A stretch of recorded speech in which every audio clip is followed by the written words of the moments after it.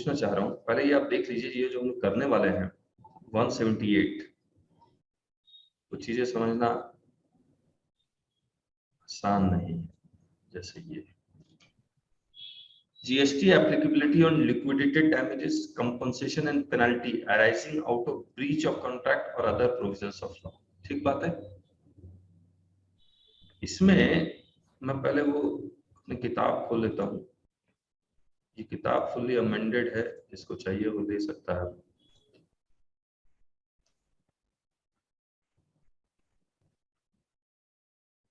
Volume 2, schedule 2,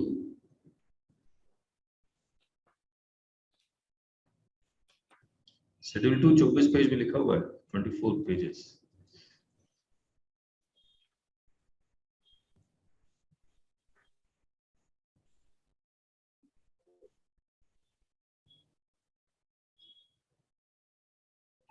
मुझे बताएंगे schedule 2 है क्या? डिटरमाइन करता है गुड्स है कि सर्विस है। यस सर, डिफाइन करेगा वेदर इट इज गुड्स और सर्विस, जो पर्टिकुलर आउटवर्ड सप्लाई है सर। ठीक है, तो ये डिफाइन करेगा whether it is a goods और सर्विस। क्या ये बताता है कि ये सप्लाई है या नहीं है? नहीं, हाँ जी, वो नहीं बताता। तो सबसे पहले ये जो liquidated damages for breach of contract, वो सप्लाई होना चाहिए।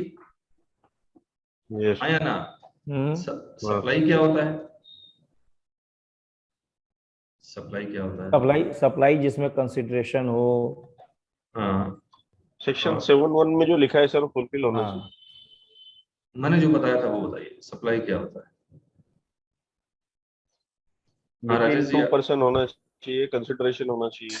ठीक बात है। सेल ट्रांसफर ना ना ना ना, हाँ, सप्लाई का मतलब देखिए, आप लोग अमित जी और राजेश जी, आप बोल तो ठीक रहे हैं, 2% होना चाहिए, कंसिडरेशन होना चाहिए, तो उसको हम लोग कहते क्या है? कॉन्ट्रैक्ट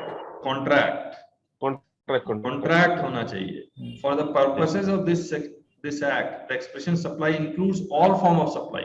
सप्लाई क्या है? It is a contract between two parties. ठीक बात है। और कॉन्ट्रैक्ट होने के लिए दो पार्टी होने चाहिए, कंसिडरेशन होना चाहिए और प्रॉमिस होना चाहिए। यही बात तो है। बिल्कुल।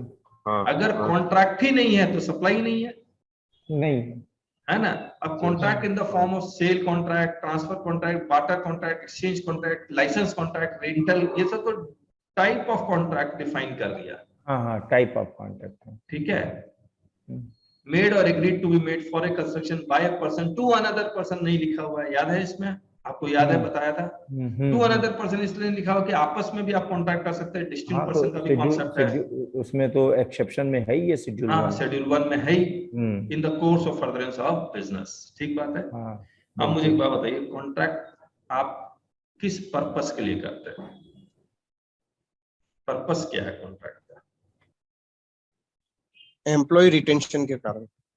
मान लीजिए आप एम्प्लॉय रिटेन करना चाहते हैं तो कॉन्ट्रैक्ट कर लेते हैं। मुझे बताओ, एक बात बताइए, क्या डिसओनर ऑफ चेक का कॉन्ट्रैक्ट हो सकता है? नहीं, कि मैं आपको चेक दूंगा, बाउंस करेगा तो मैं 2000 रुपया आपको दूंगा, क्या ये कॉन्ट्रैक्ट होता है ऐसा? नहीं, ऐसा वो नहीं होता। बट जो इनवाइस जो जारी करते हैं उसमें जरूर नीचे कंडीशंस लिखे रहते हैं। नहीं, आप अगर राजेश जी, जितना आप पूछा जाए बस उतना। नहीं, ऐसा नहीं होता। डिसओनर चेक, बाकी लोग बता दीजिए, क्या डिसओनर ऑफ चेक का कॉन्ट्रैक्ट हो सकता है? नहीं होता है सर। नहीं हो सकता। कोई करेगा भी,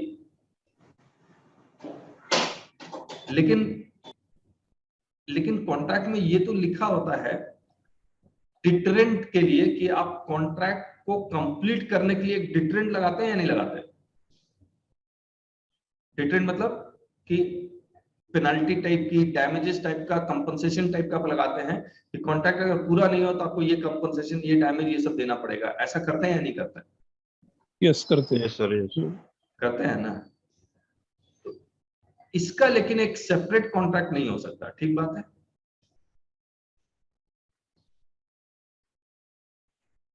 not possible, it only act as deterrent. मुझे एक बात बताइए, अगर आप ट्रैफिक रूल का वायलेशन करते हैं और आपको 1000 रुपए का चालान भरना पड़ता है, क्या ये कॉन्ट्रैक्ट है? ब्रीच ऑफ कॉन्ट्रैक्ट है ये। ब्रीच ऑफ रूल है ये, एक्ट हाँ, violation of breach of law है। लॉ। तो ब्रीच ऑफ लॉ के लिए जो आपने चालान भरा है, क्या इसके लिए इसके ऊपर जीएसटी लगेगा? उसके ऊपर नहीं लगेगा ना। नहीं लगेगा। What is consideration?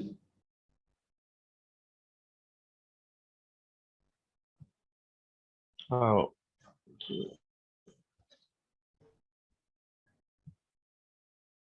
ए और बी दो पार्टी है, एक सप्लायर है, दूसरा रिसिपिएंट है। ये इसको कंसिडरेशन दे रहा है, ये इसको सर्विस दे रहा है, यही तो है। हेलो, क्या कह रहा था मैं? Breach of contract law sir.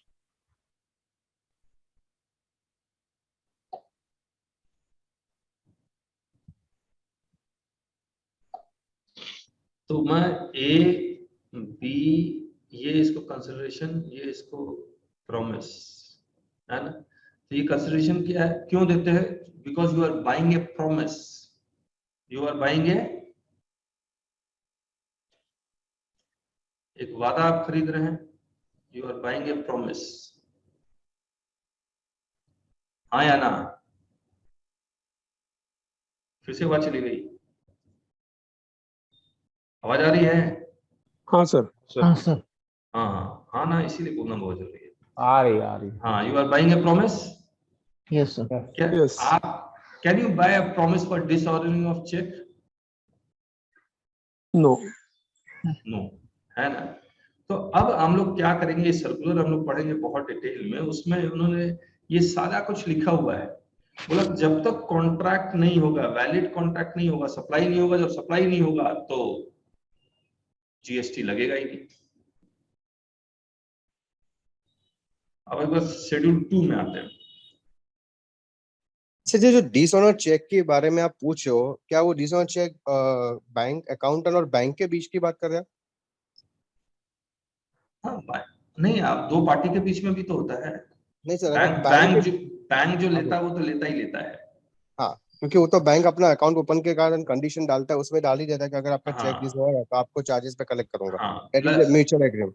Correct. और फिर मैं थर्ड पार्टी से भी तो लेता हूँ, एग्री।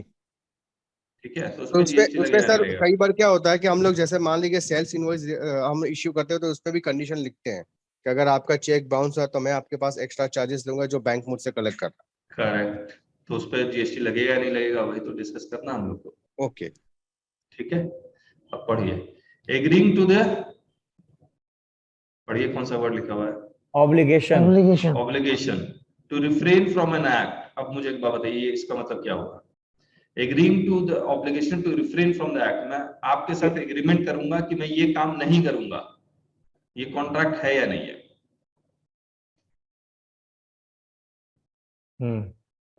कॉन्ट्रैक्ट है। कॉन्ट्रैक्ट है, वैलिड कॉन्ट्रैक्ट है।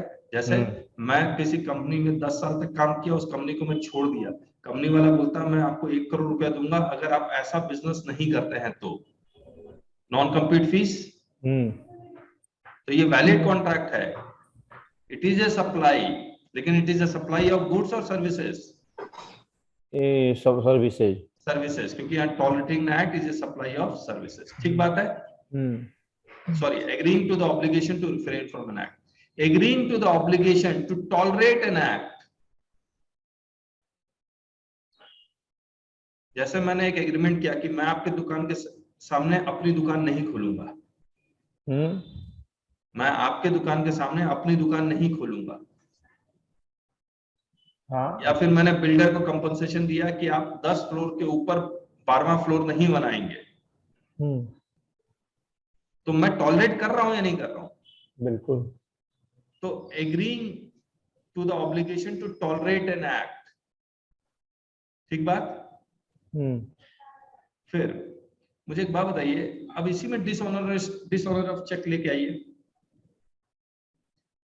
मैं आपको चेक से पैसे दूंगा और अगर डिसऑनर हुआ तो मैं आपसे 2000 रुपया पेनल्टी लगाऊंगा। तो बताइए क्या एग्रीमेंट किया मैंने? आप मुझे 10 लाख रुपए का चेक देंगे, अगर डिसऑनर हुआ तो क्या होगा? 2000 रुपये अलग से देंगे, एक्स्ट्रा 2000 रुपए की 2000 पेनल्टी लगाऊंगा। इसमें आपको एक ही कॉन्ट्रैक्ट नजर आ रहा है या 2 कॉन्ट्रैक्ट नजर आ रहा है? 2 कॉन्ट्रैक्ट हो गए ये ना। 10 लाख रुपए क्यों दूंगा? क्योंकि मैंने आपके लिए जीएसटी कंसल्टेंसी दी है, ठीक है। अगर ये जो चेक बाउंस करता है तो 2000 रुपए का मैं पेनल्टी लगूंगा। एक कॉन्ट्रैक्ट है या 2 कॉन्ट्रैक्ट है? एक कॉन्ट्रैक्ट है या 2 डिफरेंट कॉन्ट्रैक्ट है? सर यहाँ पर कॉन्ट्रैक्ट एक ही मैं कहूंगा, 2 इसलिए नहीं कह पाऊंगा। 2 कॉन्ट्रैक्ट तब होगा अगर दोनों की मीनिंग सेपरेट, बिल्कुल एक सिंपल में अर्थ देती, सेंसिबल अर्थ देती, लेकिन यहाँ पे सेंसिबल मीनिंग सिंगल का तो निकलेगा नहीं। अच्छा एक बात बताइए, ये कॉन्ट्रैक्ट है या नहीं है? हाँ ये कॉन्ट्रैक्ट है। ये क्या है फिर? इसका ऑब्जेक्ट क्या है? अगर ये ऊपर वाली शर्त ना हो तो नीचे वाले का कोई मतलब नहीं। नहीं नहीं, इसका ऑब्जेक्ट क्या है? इसका ऑब्जेक्ट ये है कि आप अपना चेक बाउंस ना कराएं। ना करवाए, यही तो है। हाँ। तो ये for not tolerating an act है कि टॉलरेटिंग एन एक्ट है? नॉन टॉलरेटिंग एन एक्ट है। नॉन टॉलरेटिंग एक्ट, यहाँ नॉन टॉलरेटिंग वर्ड लिखा हुआ है। ना। तो any contract for non tolerating an act is not a contract and hence no supply. Yes. Yes sir. ठीक है, तो यस इसको आप बहुत, not tolerating an act is not a supply.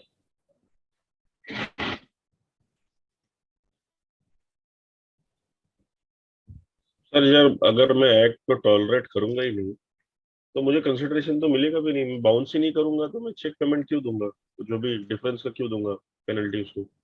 ठीक बात है। दूसरी चीज सर, एक शर्त ये भी है, चेक तभी इशू करना चाहिए जब आपके पास धन हो बैंक में, अदरवाइज चेक अरे देना ही नहीं राजेश जी, चाहिए। आप कहाँ ले जाते हैं टॉपिक को? क्यों इश्यू करना है, क्या मतलब है? ऐसा एग्रीमेंट होता है ना। चलिए, नहीं ये बैंकिंग लॉ की बात मैं कहा। नहीं छोड़ दीजिए ना, क्या जरूरत है। हाँ आइए, अब हम लोग एक बार सर्कुलर पढ़ते हैं। ये सर्कुलर हमने सारी किताब में भी लिखी हुई है, लेकिन मैं सर्कुलर यहाँ से पढ़ रहा हूँ, ठीक है। तो 11 पेज का है, पढ़ लेते हैं फटाफट। इन्होंने वही जो हमने पढ़ा था, agreeing to the obligation to refrain from an act और टू टॉलरेट एन एक्ट और एसोसिएशन और टू डू एन एक्ट। इसको कई पार्ट में इन्होंने भी डिवाइड किया, हमने पहले ही डिवाइड कर दिया था समझने के लिए, ठीक है। Agreeing to the obligation to refrain from an act, to tolerate an act, to tolerate a situation, to do an act. अब इन्होंने फिर एग्जांपल देना शुरू किया। Agreeing to the obligation to refrain from an act में क्या क्या आएगा? Examples of activity that would covered by this part of the expression would include non-compete agreements, where one party agrees not to compete with the other party in a product, service, or geographical area against a consideration paid by the other party. Another example of such activity would be builder refraining from constructing more than certain number of floors. उसके पास पूरी permission है, उसके बावजूद वो और floor नहीं बनाएगा क्योंकि नेबरिंग हाउसिंग प्रोजेक्ट चाहता है कि उसका सनलाइट या ना रुके, तो उसको कंपनसेशन देता है। इंडस्ट्रियल यूनिट को नेबरिंग सोसाइटी कहती है कि आप पॉल्यूशन कंट्रोल यूनिट लगा ले, एक्स्ट्रा पॉल्यूशन कंट्रोल यूनिट लगा ले और हम आपको कंपनसेशन देंगे। तो उसका तो दीज आर द थिंग्स, या फिर बंद करके रखें अपनी फैक्ट्री को ताकि वो स्कूल डिस्टर्ब ना हो, और उसके लिए वो कंपनसेशन दे रही है। Agreeing to the obligation to tolerate an act or a situation. This will include activities such as shopkeeper allowing a hawker to operate from the common pavement in front of his shop. तो आप देखे होंगे कि बहुत सारे shop के आगे hawker सब दुकान लगा लेते हैं, उसके लिए वो मंथली पेमेंट करते हैं, तो उसके ऊपर जीएसटी नहीं लगेगा। और an RW tolerating the use of loudspeakers for early morning prayers by a school located in a colony subject to school paying an agreed sum to RW as a compensation. So these are all example of tolerating an act. Agreeing to obligation to do an act. This would include the case where an industrial unit agrees to install equipment for zero emission discharge at the behest of RW of a neighboring residential against a consideration paid by this. फिर some of the important example of such cases are service tax or GST demands, liquidated damage paid for breach of contract, compensation paid for to previous allottees of coal blocks for cancellation of their license pursuant to Supreme Court order.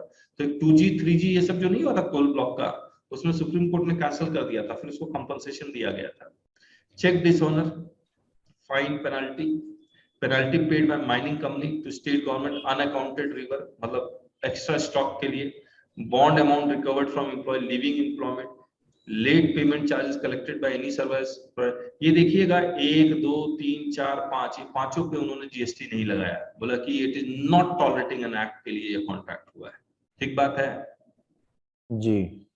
ये जो employ बीच में छोड़ के चले जाते हैं, आज एक एम्प्लॉय को आप समझिए, एक एम्प्लॉय को क्या करते हैं, वो पूरी ट्रेनिंग देते हैं 3 साल तक, 2 साल तक, फिर उससे बॉन्ड्स करवा लेते हैं कि आप छोड़ के जाएंगे तो इतना पैसे देने होंगे.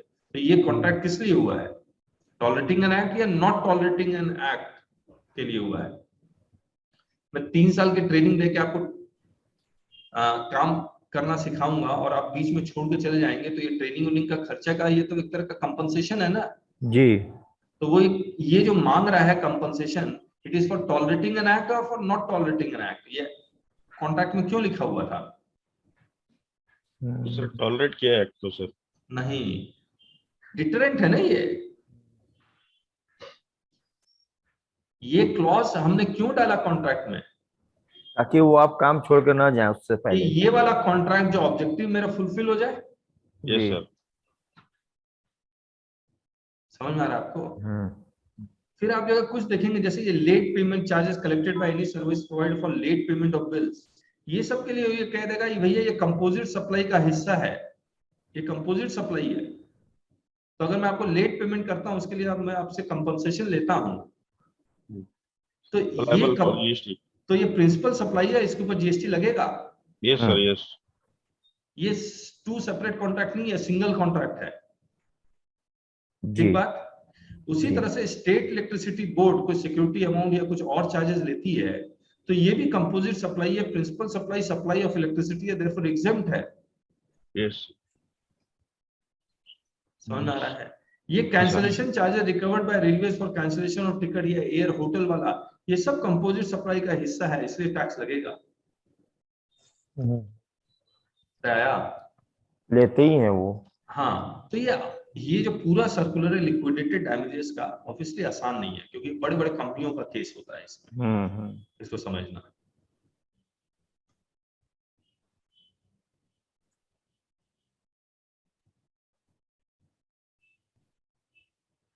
अब देखिए, एग्रीमेंट टू डू और refrain from an act should not be presumed to exist. There has to be an express और इम्प्लाइड एग्रीमेंट, ओरल और written, to do or abstain from doing something against payment of consideration for doing or abstaining from such act for a taxable supply to exist. An agreement to do an act or abstain from doing, इसको छोड़ते हैं, मैं जहाँ example आ रहा है ना वो पढ़ते हैं, वो ज्यादा अच्छा है. Liquidated damages, breach or non-performance of contract by one party results in loss and damages to other party. Therefore, the law provides in section 73 that when a contract has been broken, the party which suffers by such breach is entitled to receive from the other party compensation for any loss or damage caused to him by such breach. The compensation is not by way of consideration for any other independent activity. It is just an event in the course of performance of contract. ठीक बात है ये? मैंने आपको कहा कि 3 साल में आप घर बना के देंगे और 3 साल की जगह में आप बना के नहीं दे पाए, तो क्या ये जो 3 साल का पीरियड एक्सपायर हुआ है वो क्यों हुआ है? बोलिए. टॉलरेंस आता है. नहीं, क्यों हुआ? क्योंकि बनाते वक्त ही हुआ है ना, कि अलग से कोई आपने कोई इंडिपेंडेंट एक्टिविटी की है? नहीं, बनाते वक्त ही हुआ है. जब आपने चेक को डाला तभी तो डिसऑनर हुआ है. बिल्कुल. तो कोई इंडिपेंडेंट एक्टिविटी तो है नहीं ना. जैसे नॉन कम्पीट एग्रीमेंट अगर करता हूं तो वो इंडिपेंडेंट एक्टिविटी है या नहीं है? मैंने आपके साथ किया कि मैं आपके शॉप के आगे कोई और शॉप नहीं खोलूंगा, मैं आप वाला बिजनेस नहीं करूंगा, मैं इंडस्ट्रियल यूनिट का 2 घंटे में स्कूल आवर्स में नहीं चलाऊंगा. These are all independent activity. जी।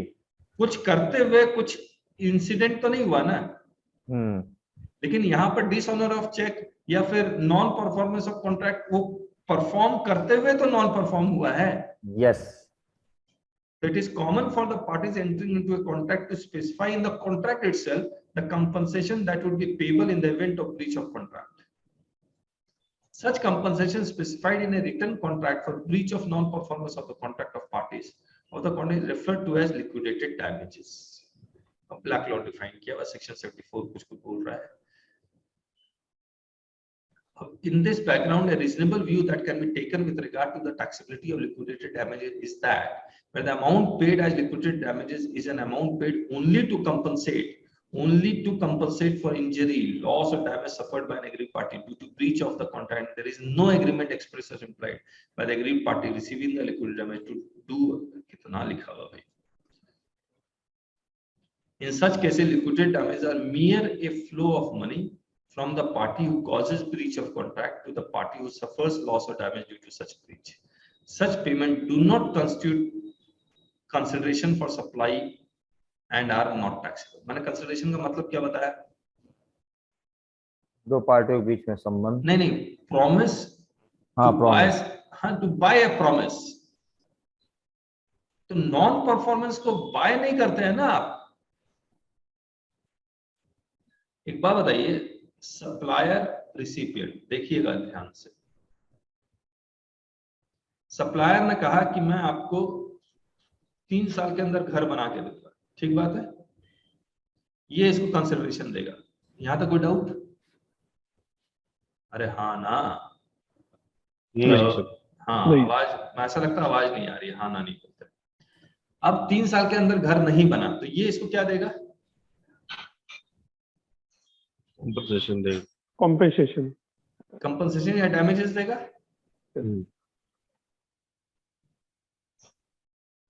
तो ये जो डैमेजेस दे रहा है उसके बदले इसको ये कुछ मिल रहा है क्या? ये इसको कुछ दे रहा है क्या? कुछ नहीं दे रहा। अब तो ये कंसिडरेशन हो गया ना। हाँ। Damage is consideration. ये बन गया रिसिपिएंट, ये बन गया सप्लायर। तो सप्लायर इसके बदले, डैमेज के बदले कुछ दे रहा है क्या? नहीं। तो जब दे ही नहीं रहा है तो जीएसटी कैसे लग जाएगा? कंसिडरेशन क्या है? To buy a promise. वो क्या खरीद रहा है इस डैमेज को? कुछ नहीं। अरे आया? हेलो? जी सर। हाँ, ये थोड़ा सा डिफिकल्ट कॉन्सेप्ट है, लेकिन examples of such cases are damages resulting from damage to property, negligence, piracy, unauthorized use of trade name, copyright, etc. Other examples that may be covered here are penalties stipulated in a contract for delayed construction of houses. It is a penalty paid by builder to buyers to compensate them for the loss that is suffered due to such delayed construction, not for getting anything returned and not getting anything returned in the buyers. आज buyer को आप 3 साल के बना के नहीं दे रहे हैं तो रेंटेड प्रॉपर्टी में रह रहा है, वो लोन लिया हुआ ईएमआई जा रहा है, उसी का तो कंपनसेशन दे रहा है वो। हेलो?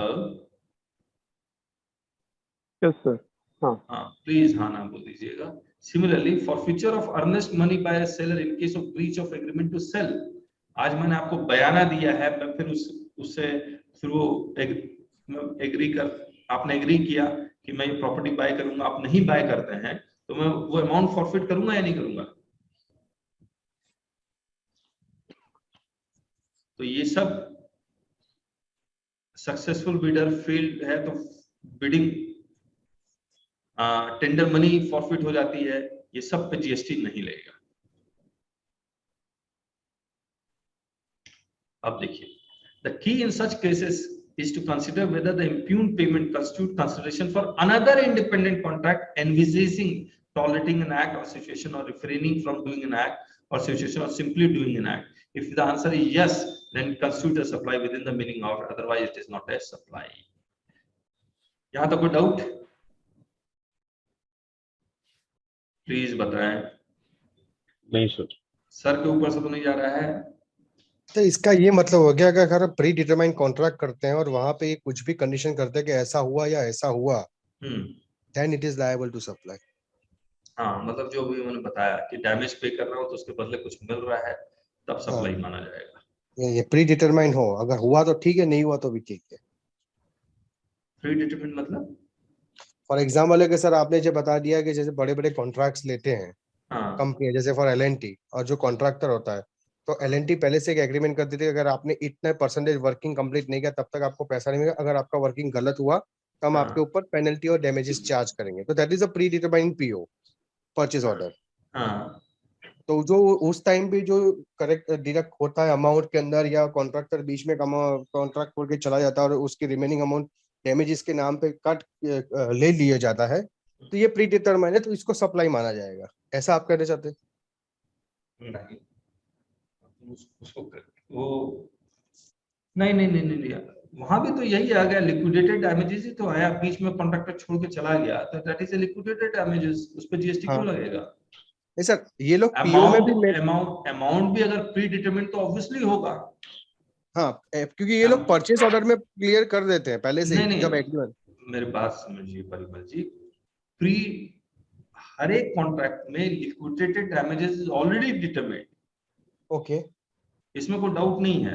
वो डिटरमिन्ड हो सकता है इंटरेस्ट रेट के बेसिस पे हो, या कोई और रेंटल एग्रीमेंट के बेसिस पे हो, उसका बेसिस क्या होगा वो इम्पोर्टेंट नहीं है। ये भी इम्पोर्टेंट नहीं है कि 10,000 लिखा हो, 20,000, ये एब्सोल्यूट अमाउंट लिखा हो, ये भी जरूरी नहीं है। लेकिन amount is always predetermined. The point ये here is what is consideration is to buy a promise, और अगर मैं डैमेज पे कर रहा हूं दैट एक्ट एज डिटरेंट, है ना? तो इसमें वो जो आप एग्जांपल दे रहे हैं उस पे जीएसटी नहीं लगेगा। ओके। अब देखिए, अब some banks similarly charges prepayment penalty if the borrower wishes to repay the loan before maturity of the loan period. Such amounts paid for acceptance of late payment, early termination or release of a prepayment of loan, or the amounts forfeited on cancellation of service by the customer as contemplated by contract as a part of commercial terms agreed to by the party constitute consideration for supply of facility, namely acceptance of late payment, early termination or release agreement of prepayment of loan and making arrangement for the intended supply by the tour operator respectively. ये देखिए सब पे इन्होंने GST लगाया हुआ है। Therefore, such payments, even though they may be referred to as fine or penalty, are actually payment that amounts to consideration for supply and are subject to GST. अब बताइए, मैंने जब आप लोन लिया हुआ उसको प्री पेमेंट करने जाते हैं तो एक्स्ट्रा पैसा लेता है या नहीं लेता है? यस सर, लेते हैं, लेते हैं चार्जेस। क्या वो सप्लाई है या नहीं है?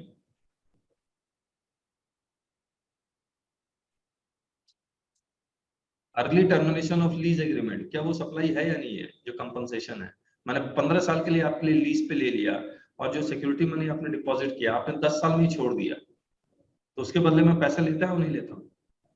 हाँ लेते हैं सर, बैलेंस अमाउंट लेते हैं। तो ये इंडिपेंडेंट कॉन्ट्रैक्ट का हिस्सा माना जाएगा और सप्लाई माना जाएगा या नहीं माना जाएगा? माना जाएगा सर, ये माना जाएगा। अब देखिए इन्होंने किस तरह से माना जाएगा, इन्होंने लिख दिया in cases where such supply is taxable, since this supply is ancillary to the principal supply for which contract is signed, they shall be eligible to be assessed as principal supply as discussed later in the chapter. समझ में आ रहा है? ये आसान नहीं है, बिल्कुल नहीं है, मैं आपको बता रहा हूँ।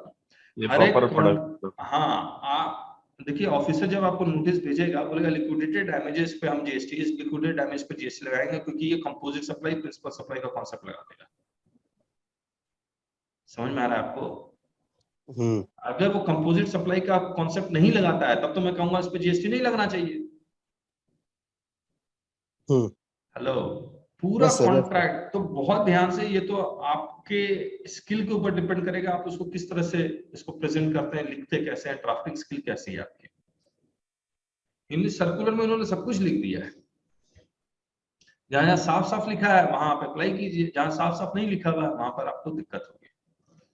मैं इसको यहीं पर छोड़ रहा हूं। देखिए, चेक डिसऑनर फाइन पेनल्टी, इस पे जीएसटी नहीं लगेगा। Penalty impose for violation of law, GST नहीं लगेगा। फॉरफीचर ऑफ सैलरी पेमेंट, इस पे जीएसटी नहीं लगेगा, आप पढ़ लीजिएगा इसको।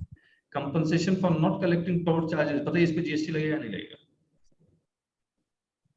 हुआ क्या था कि NHAI ने कहा टोल जो ऑपरेट कर रहे हैं वो प्राइवेट पर्सन थे, कोविड पीरियड में बोला 3 महीने तक आप नहीं लेंगे, 3 मंथ नो कलेक्शन, और जो 3 मंथ का कंपनसेशन है वो NHAI देगा। बताइए GST लगेगा नहीं लगेगा?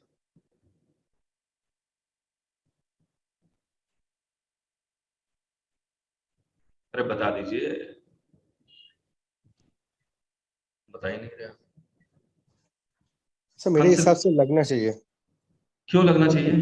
नहीं लगना चाहिए। नहीं लगना चाहिए सर मेरे हिसाब से है कि उसका सप्लाई तो हो ही रहा है, लेकिन वो सप्लाई जो प्राइवेट टोल यूजर है वो कस्टमर से ना यूज करके NHAI से यूज कर रहा है। Yes, consideration paid by the recipient और any other third party, it is a consideration, और इस पे GST लगेगा। तो लिखा हुआ भी है इन्होंने, आप देख लीजिए। लेट पेमेंट सरचार्ज और फीस, इस पे GST लगेगा नहीं लगेगा? लगता है सर, यस, लगेगा। कंपोजिट सप्लाई बना देंगे और लगा देंगे। Fix capacity charges for power, इस पे GST लगेगा नहीं लगेगा? सप्लाई है या नहीं है? सर सप्लाई है, लेकिन इसको लेकिन इलेक्ट्रिसिटी एक्ट में इसको एग्जाम सर के साथ एग्जाम्प्ट है ना सर, Exempt सप्लाई है। ठीक है, तो उन्होंने लिख भी दिया। कैंसिलेशन चार्जेस, ये लगेगा सर। इसको बंडल सप्लाई मान के लगा देंगे। ये देखिए, तो होटल कैंसिलेशन ये सब उस पे लगा देंगे। कंप्लीट। एक आखिरी सर्कुलर बचा हुआ है, वो रेट नोटिफिकेशन पे है, तो उसको छोड़ देते हैं हम लोग। और कोई डाउट है तो पूछ लीजिए। वीडियो ऑन करना चाहते हैं तो वीडियो ऑन कीजिए, फिर डाउट डिस्कस करते हैं आप लोग से।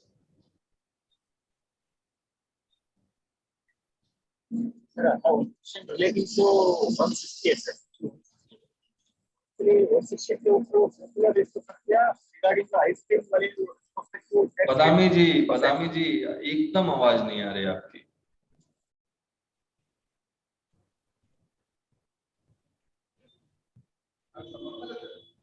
कीजिए video on. Manish ji, Parimal ji, Rajesh ji, Rajiv ji, Sukanta ji, Suresh ji, Vaibhav ji, Hasan ji.